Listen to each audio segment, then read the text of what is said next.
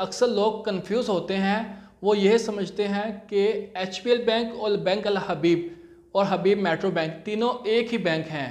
हत्ता कि ये तीनों एक ही बैंक नहीं, तीनों अलग अलग बैंक हैं, तीनों का सेटअप बिल्कुल अलग है।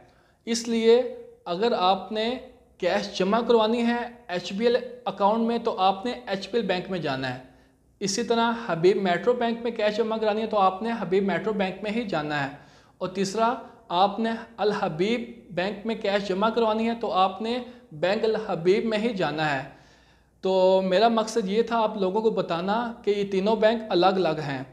क्योंकि मैं बैंक में होता हूँ, मेरे पास अक्सर लोग आते हैं वो यही समझते हैं कि हबीब बैंक और अल हबीब बैंक और हबीब मेट्रो बैंक ये तीनों एक ही बैंक है।